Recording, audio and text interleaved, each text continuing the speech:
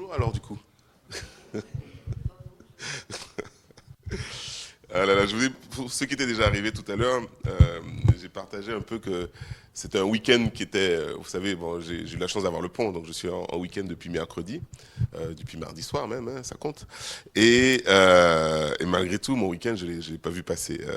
J'ai eu alors bien sûr j'avais la prédication, j'avais la louange à préparer, mais j'avais aussi d'autres choses pour le travail et j'ai pas terminé. Et oui, je ramène du travail à la maison, c'est pas bien, mais voilà. Et donc j'ai pas vu le temps passer entre les enfants que j'ai eu aussi. Je devais organiser un anniversaire pour mon fils. Enfin voilà, j'étais sur la route, j'étais dans les papiers, j'étais derrière l'ordinateur et je me suis dit j'aurais bien aimé être juste sur mon canapé à siroter juste un bon jus de fruits quoi. Mais bon, j'ai pas eu cette chance là et justement, le message, en fait, s'adresse aussi peut-être à des personnes pour qui c'est pas juste le week-end.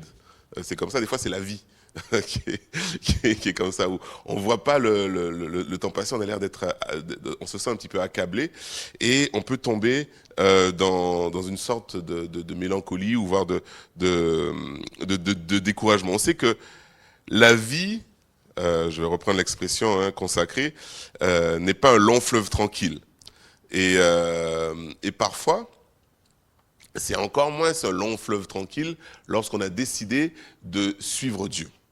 Il nous arrive, et l'expression encore une expression consacrée, il nous arrive parfois de ne pas voir le bout du tunnel. Hein. Je me souviens une fois, j'ai pris le train, donc dans le wagon, il y avait une panne électrique. Je ne sais pas si ça vous est déjà arrivé, parce que nous, dans notre société actuelle, on n'est jamais dans le noir complet. Hein. Il y a toujours un lampadaire quelque part, une petite lumière d'une veilleuse de la télévision ou quelque chose. On est rarement dans le noir complet. Mais là, c'était le noir total. Et c'était avant l'époque des téléphones portables, vous voyez. Et donc, moi, je me suis amusé. J'étais jeune à l'époque, je m'amusais de rien.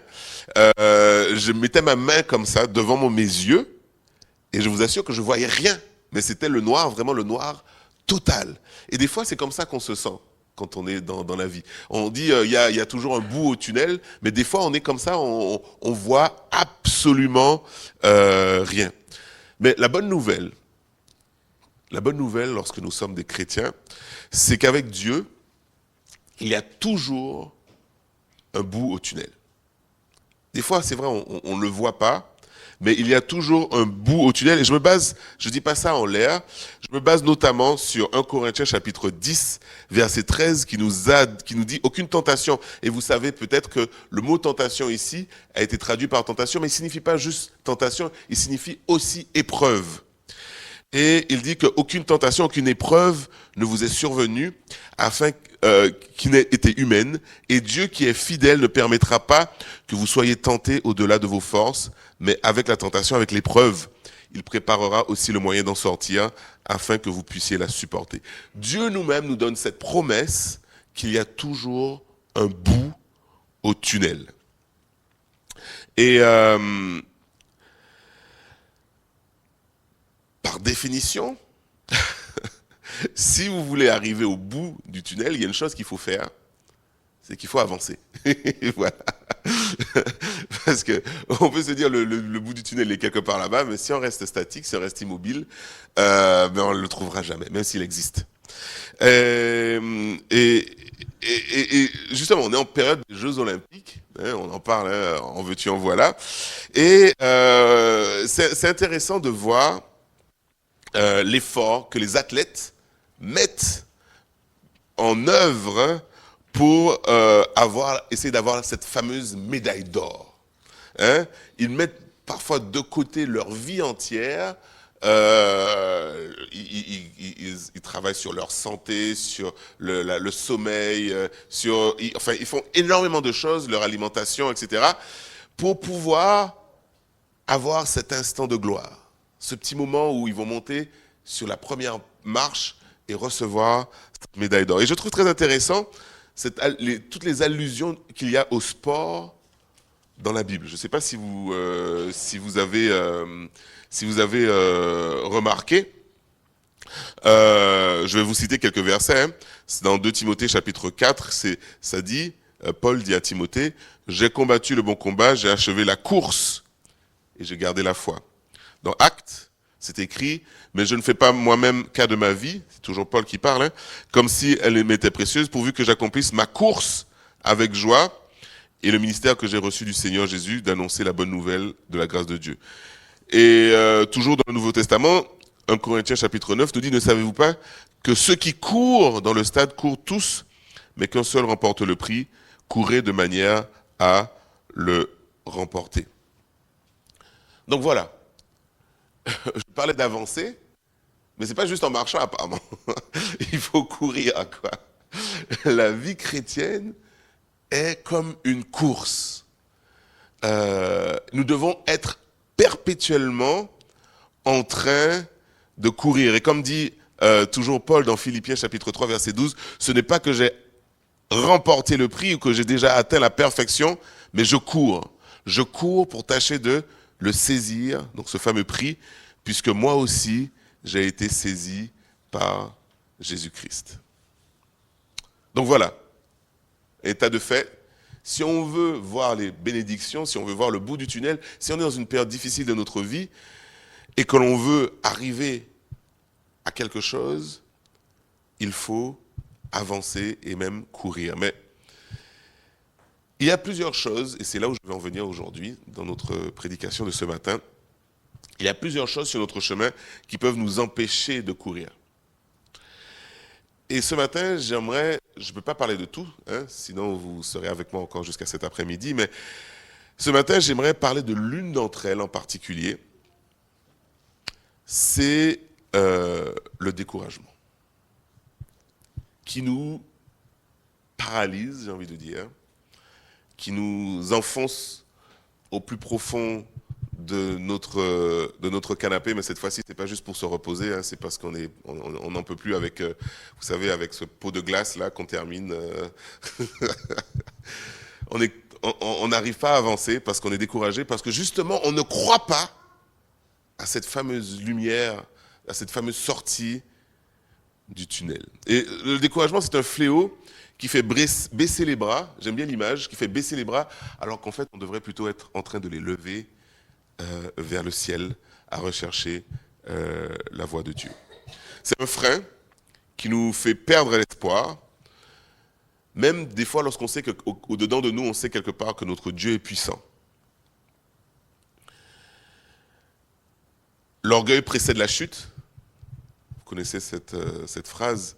Et donc, il ne faut pas non plus sous-estimer ce découragement qui peut subvenir à tout moment.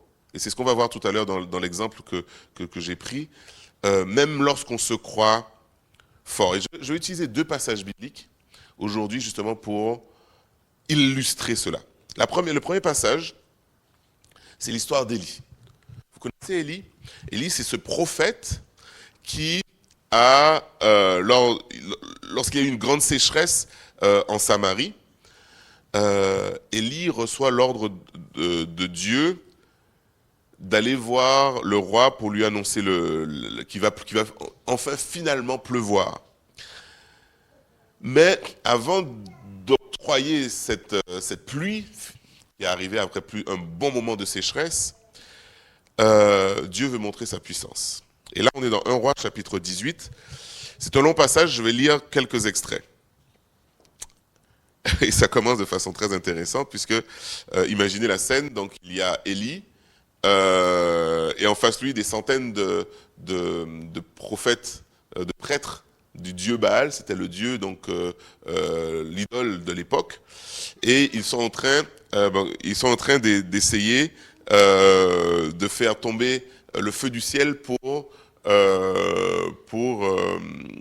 montrer que Baal existe vraiment et pour consumer en fait comment dire l'Holocauste, merci, qu'ils ont mis là. Et Élie voit bien sûr que ça marche pas.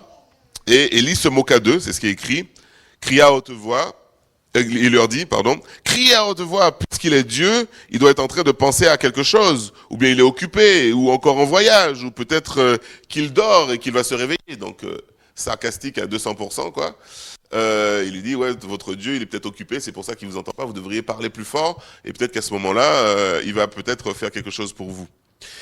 Et un peu plus loin, lorsque midi fut passé, ils prophétisèrent, donc les prophètes de Baal, jusqu'au moment de la présentation de l'offrande, mais il n'y eut ni voix, ni réponse, ni signe d'attention. Donc il s'est absolument rien passé. Et maintenant vient le tour d'Élie, verset 30, et il dit à tout le peuple, approchez-vous de moi.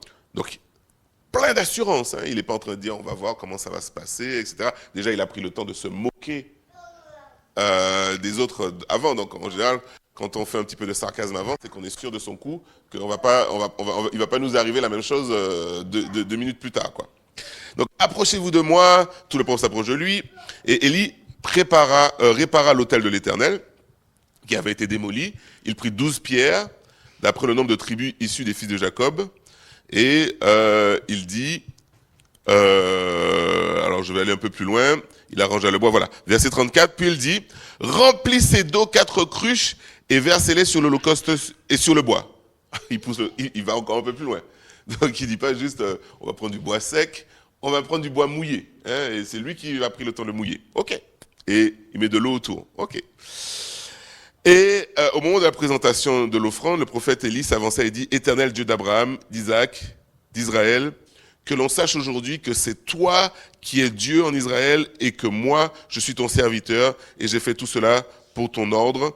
Réponds-moi, Éternel, réponds-moi, afin que ce peuple reconnaisse que c'est toi, Éternel, qui es Dieu et que c'est toi qui ramènes leur cœur vers toi. Donc il fait une belle prière où il demande à Dieu donc d'agir et de montrer sa puissance au travers le fait qu'il fasse tomber le feu sur cet holocauste. Et verset 38, ce qui devait arriver arriva, le feu de l'Éternel tomba alors et il brûla l'holocauste. Merveilleuse histoire. Moi, je me souviens quand j'ai entendu cette histoire, quand j'étais gamin, moi j'ai trouvé ça extraordinaire. C'est vraiment une histoire où Dieu, parmi d'autres histoires qu'on peut trouver dans la Bible, a clairement démontré sa puissance face aux idoles.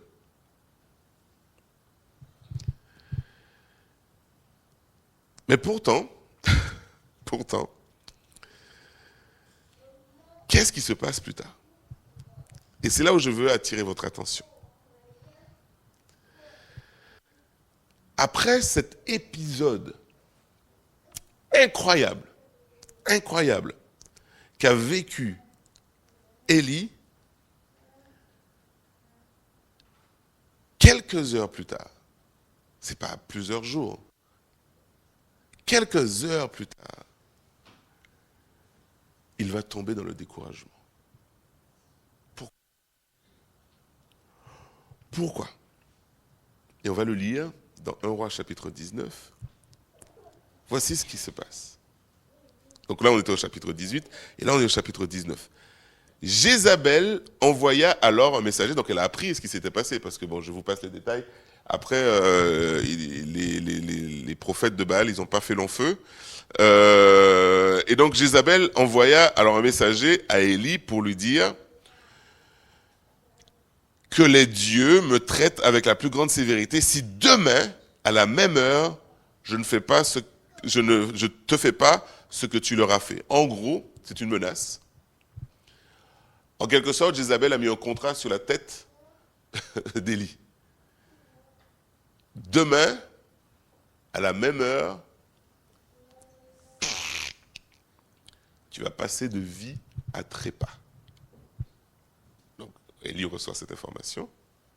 Et on aurait pu se dire, le Élie qui a prié pour que le feu du ciel il tombe, pour que Dieu montre sa puissance, qui était rempli d'assurance, tellement d'assurance qu'il a fait qu'on mette de l'eau sur le bois, de l'eau autour de l'autel, tellement d'assurance il s'est moqué des prophètes de Baal en disant, ouais, vous inquiétez pas, ça va pas marcher, moi ça va marcher. Ce même Élie-là, quelques heures plus tard, il est comme ça. Je vais mourir. Le même.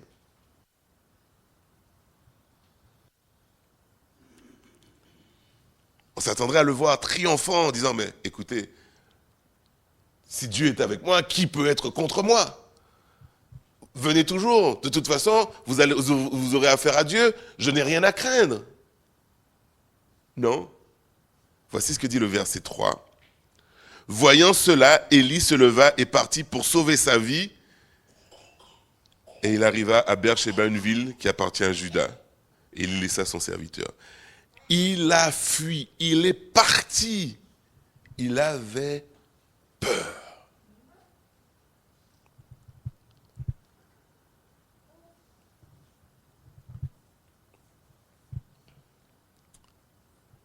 Élie s'attendait peut-être, après une si grande victoire, voir Jézabel abandonner le culte de Baal, que le culte de Baal disparaisse dans toute la région, mais il est face à une Jézabel, au contraire, qui se rebiffe, qui veut sa revanche, et là il se dit, c'est bon, je n'y arriverai jamais.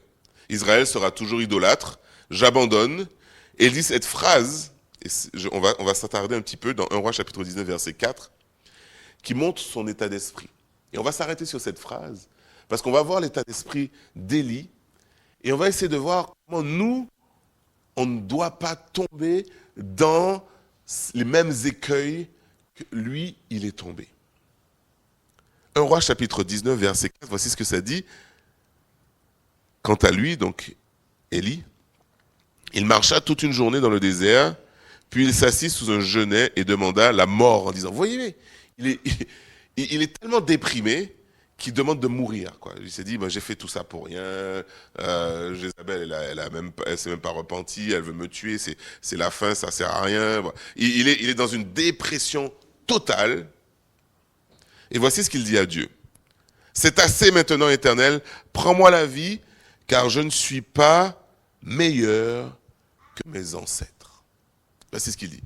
Prends-moi la vie parce que je ne suis pas meilleur que mes ancêtres. J'ai trouvé cette phrase très très intéressante. Et dans cette phrase, il y a deux petites lumières rouges qui se sont éclairées. Pour moi. Deux lumières rouges qui représentent un comportement, comme je vous ai dit tout à l'heure, des comportements mauvais, un état d'esprit mauvais qui nous pousse vers le découragement. Premièrement, la première lumière rouge, je dirais, c'est ce que j'appelle le syndrome de la viande en Égypte. Bon, ça c'est du patois de Canaan. Pour expliquer, vous savez, les Israélites, lorsqu'ils sont partis de l'Égypte, ils ont été libérés. Quelques temps plus tard, assez rapidement d'ailleurs, ils ont commencé à râler. Ils ont commencé à râler auprès de Moïse en lui disant, oui, voilà, je vais le lire, c'est dans Exode chapitre 16, que ne sommes-nous morts par la main de l'Éternel dans le pays d'Égypte? Ils étaient esclaves là-bas. Quand nous étions assis près des pots de viande et quand nous mangions du pain à satiété, car vous nous avez menés dans le désert pour nous faire mourir de faim, toute cette multitude. C'est-à-dire que Dieu les délivre de l'esclavage, où ils se prenaient des coups de fouet, où Pharaon, je vous le rappelle, à un moment donné, dans l'histoire, s'est dit, tiens, si je tuais tous les premiers-nés, parce qu'ils commencent à être un peu trop nombreux, ces gens-là. Donc voilà.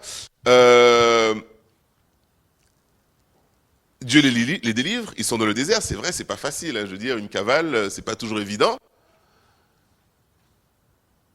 Et la première chose qu'ils trouvent à faire, c'est de dire, ah ouais, mais on était mieux chez l'oppresseur. C'est ça que j'appelle le syndrome de la viande en Égypte. C'est-à-dire que, en fait, Dieu nous amène des bénédictions incroyables. Il nous sort des difficultés incroyables. Mais à la première autre difficulté, ça y est, on a tout oublié. Mais c'est quoi ces histoires? Où est-ce que tu m'as amené, Dieu? C'est quoi? Pourquoi tu m'as mis dans ces difficultés-là? Pourquoi tu m'as fait passer par ça? Mais c'est quoi ces histoires?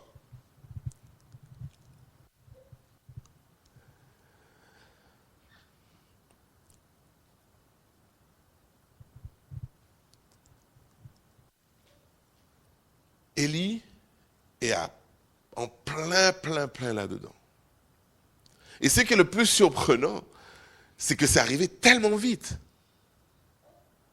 Et la leçon qu'on doit prendre pour nous, aujourd'hui, c'est de prendre garde. à ce que ça ne nous arrive pas à nous également. Que nous puissions chérir, que nous puissions nous souvenir de toutes ces choses que Dieu a apportées à notre vie, que toutes ces bénédictions que nous avons reçues tout au long de notre vie avec Dieu, que nous puissions nous en souvenir pour qu'elles puissent être là aussi pour nous aider à surmonter les moments de difficulté et à rester dans l'espoir et à ne pas tomber dans le découragement. Tout à l'heure, je vous parlais de Dieu qui a toujours une solution, une sortie au tunnel. Et Matthieu chapitre 6, qui est l'un de mes passages préférés de la Bible, je ne vais pas le lire en entier, mais je vous encourage vraiment à le lire à partir du verset 25 qui commence par « Ne vous inquiétez pas de ce que vous mangez et boirez pour vivre, ni de ce dont vous habillerez votre corps. La vie n'est-elle pas plus que la nourriture et le vêtement ?» Et qui termine au verset 34 « Ne vous inquiétez donc pas du lendemain, car le lendemain aura soin de lui-même. À chaque jour suffit sa peine. » Et qui nous rappelle tout au long de ce passage que Dieu s'occupe de ses enfants. Et ça, c'est important. Ça, c'est fondamental. Il ne nous abandonne pas. Dieu prend fidèlement soin de nous. Il ne nous épargne pas toujours les épreuves, c'est vrai, mais il nous y accompagne toujours. Alors, première chose, pour ne pas sombrer dans le découragement, n'ayons pas la mémoire courte. Souvenons-nous des bénédictions que Dieu a déversées dans nos vies. Et disons-nous que ce que Dieu était capable de faire hier, il est encore capable de le faire aujourd'hui et il sera encore capable de le faire demain. Et puis, la deuxième lumière rouge que j'ai vue dans ce passage-là, on va le relire.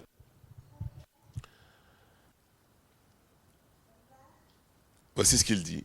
« C'est assez maintenant, Éternel, prends-moi la vie, car je ne suis pas meilleur que mes ancêtres. » Waouh! Il dit, je ne suis pas meilleur que mes pères, que mes ancêtres. Quelle surprise, Élie! Tu viens de découvrir ça maintenant? Quand il le dit, on sous-entend peut-être que, en fait, il croyait peut-être qu'après avoir vu toutes ces victoires, après avoir affronté des centaines de prêtres de Baal, il s'est dit, peut-être que, en fait, je suis un prophète un peu haut de gamme, quoi. Peut-être qu'il s'est dit ça. Peut-être que par rapport aux anciens qui ont pas fait des choses aussi extraordinaires, peut-être que moi, je suis un peu mieux. Mais bien sûr que nous ne sommes pas meilleurs que nos pères, et nos pères ne sont pas meilleurs que leurs pères avant eux. Nous sommes tous des héritiers, la Bible nous le dit, des héritiers d'Adam, et nous avons hérité de la même nature.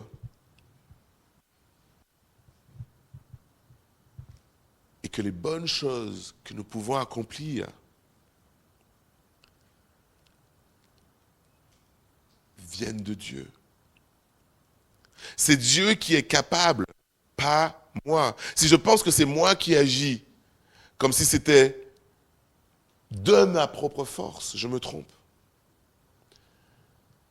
Et du coup, j'irai de rechute en rechute, en rechute, en rechute. De déception en déception, en déception. Et du coup, je serai rapidement découragé. L'erreur d'Élie à ce moment-là, c'est qu'il s'est basé sur sa propre puissance, sa propre force, sur ses propres capacités.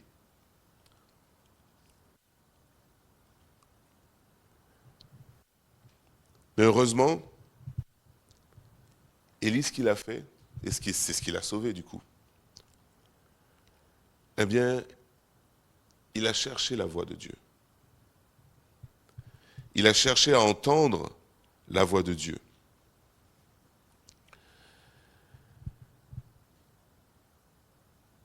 Et ne nous attendons pas toujours à entendre la voix de Dieu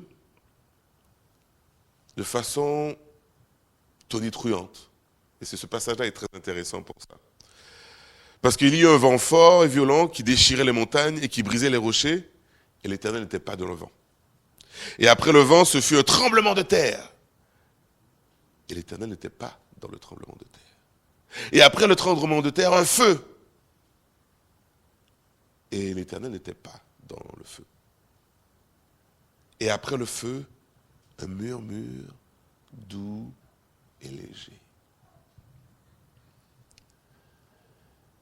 Et pour pouvoir entendre ce murmure doux et léger, il faut être attentif. Il faut être là à rechercher, à entendre ce murmure doux et léger. Et c'est ce qu'a fait Élie. Et c'est intéressant parce que, vous vous souvenez de ce qu'il a dit? Élie a dit, ouais, mais je ne suis pas meilleur que mes pères, je ne suis pas meilleur que mes ancêtres. Dans sa tête, en fait, je pense qu'il cherchait, il aurait aimé, il aurait voulu avoir résolu le problème de Baal.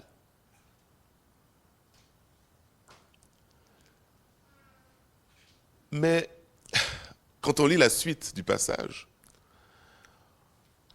on comprend que le problème de Baal a été résolu plusieurs années plus tard, et Dieu a dû, en tout cas il a choisi, 2 rois et un prophète, qui à eux 3, au fur et à mesure de ce qu'ils ont pu accomplir, ont finalement éradiqué le culte de Baal dans le peuple. Et que Élie, en fait, il était là juste pour poser les premières pierres. Qu'est-ce que je veux dire par là? C'est-à-dire que, imaginez, Dieu, lui, c'est celui qui a, comme ils disent les anglo-saxons, the big picture, l'image globale. Lui, il survole la situation et il voit du début jusqu'à la fin. Et nous, on voit juste une petite fenêtre. Et lui, Élie, il est tombé dans le découragement parce que lui, il voulait déjà que les choses soient résolues, que tout soit terminé, tout soit réglé. Alors que Dieu, il avait déjà prévu que ce soit réglé, mais pas tout de suite. Et ça c'est important. Que l'on se rende compte que, effectivement, Dieu a la vision globale et qu'on doit lui faire confiance. Donc, premièrement, ne pas oublier les bénédictions du passé. Deuxièmement, rester à sa place. Je ne suis pas meilleur que les autres, je ne suis pas pire non plus, mais c'est Dieu qui accomplit, ce n'est pas moi.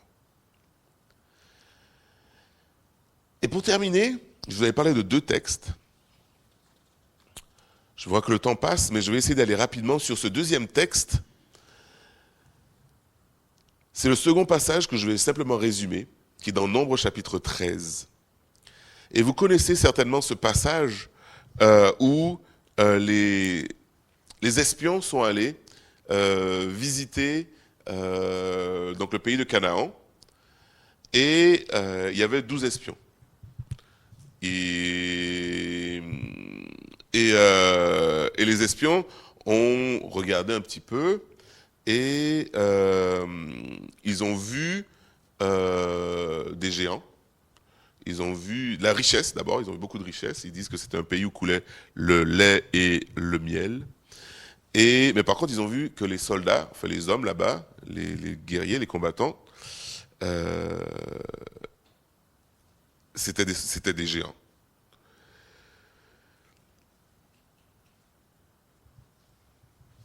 Et quand ils sont revenus, ils ont eu peur. Et ils ont dit au peuple, écoutez les gens, on ne va pas y aller, parce que si on y va, on va se faire laminer bien comme il faut, quoi. Sauf que Dieu leur avait dit, allez-y. Dieu leur a dit, allez-y, je vais vous donner la victoire. Mais les espions ont dit, allons-y pas, parce qu'on va mourir. Et le peuple, qu'est-ce qu'il a fait? Il a choisi de suivre le conseil des espions. Il y en avait 2. Il y avait Caleb et Josué qui n'étaient pas du tout d'accord, qui eux disent « allons-y, allons-y ». Et ils y sont allés quelques années plus tard, mais ce n'est pas le sujet de notre discussion ce matin. C'est Cette situation de découragement qui est venue, pourquoi? Parce que on part perdant avant même d'avoir commencé la bataille. On part perdant avant même d'avoir eu la possibilité de rentrer dans le combat. Et vous savez, c'est Satan qui fait un jeu dans notre cerveau de nous décourager, de nous faire oublier toutes les promesses de Dieu. Toutes ces promesses qui nous parlent de Dieu qui nous accompagne, de Dieu qui nous donne la victoire, de Dieu qui nous montre le chemin. Je me souviens d'un ami à moi qui jouait à ces jeux de... un petit peu des jeux de rôle, un peu, vous savez, où il y a des petits soldats, et il y a un général, il y a des armées, etc. Ils ont toute une map, des fois ça prend la place d'une table, avec des petits buissons et tout, c'est assez sympa à regarder. Et en fait, il faut avancer leur troupe, ou leur comme ça, en fonction, en lançant des dés. Bon, j'ai jamais complètement compris les règles, mais une chose que j'ai compris, c'est qu'il y avait un dé, notamment, qui était spécialement réservé pour le moral des troupes. Vous voyez? Et il y avait un dé qui servait donc à déterminer si ça allait bien, si ils étaient un petit peu motivés à la bataille ou pas trop motivés. Et donc on lançait le dé, et si ils avaient un petit chiffre pour le moral des troupes, ils avaient plus de chances de perdre. Et en fait, je me suis dit, mais c'est vrai. Satan, il a compris un truc. C'est que si le moral des troupes est au plus bas, il a plus des chances de gagner. Donc, il insuffle ce fameux découragement, ces fameux mensonges. Tu n'y arriveras jamais. La bataille, elle est perdue d'avance. Il n'y a pas de bout au tunnel. Encore, franchement, Dieu, il n'existe pas vraiment à te faire passer par toutes ces difficultés, etc., etc., etc. Et on se retrouve un petit peu comme le peuple d'Israël face à ces espions qui revenaient en disant « c'est pas la peine d'y aller, on va perdre ». Vous savez ce qui s'est passé avec Israël à ce moment-là? Plutôt qu'ils puissent rentrer à ce moment-là dans le pays que Dieu leur avait promis, ils ont dû errer dans le désert 40 ans de plus. Des fois, on perd beaucoup de temps à ne pas faire confiance à Dieu. Donc oui, le découragement est un vrai fléau,